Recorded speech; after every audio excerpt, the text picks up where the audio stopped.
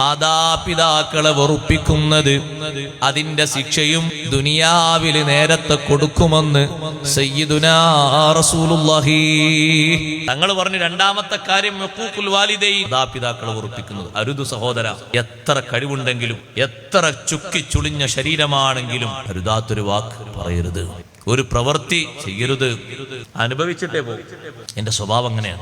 ബാക്കിയുള്ളതിനൊക്കെ അല്ലാഹു തആല ഒരു പക്ഷേ കുല്ലു ദുനൂബി മുഅഖറത്തുൽ ലിഅജ്ലിഹാ, എല്ലാ പാപങ്ങളും അതിന്റെ അവധിയിലേക്ക് പിന്തിക്കപ്പെട്ടേ. പക്ഷെ ഇത് ബന്ധിക്കൂല. ഈ പറഞ്ഞ രണ്ടെണ്ണം ക്രമവും അതേ രൂപത്തിൽ മാതാപിതാക്കളെ വെറുപ്പിക്കുന്നത്. വെറുപ്പിക്കാന്നാണ് അടിച്ചു തള്ളിയിടണമെന്ന് കരുതരുതിട്ടോ.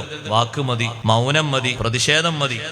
മഹാന്മാരെണ്ണീട്ടുണ്ട്. വെറുപ്പിക്കലാകുന്ന സംഗതി എന്തെല്ലാണ്ടോ അതൊക്കെ അതിൽ പെട്ടു. നീ ദേഷ്യം പിടിച്ച് വീട്ടിൽ നിന്ന് ഇറങ്ങിപ്പോന്നാണ്. വാത്സല്യം തുളുമ്പി വരുന്ന നിന്റെ ഉമ്മ, നിന്റെ പരിരക്ഷകനായ ഉപ്പ നിന്നെ വിളിച്ചു, നീ അറ്റൻഡ് ചെയ്യുന്നില്ല. അറിയാൻ നിനക്ക് അവരാ വിളിക്കുന്നത്.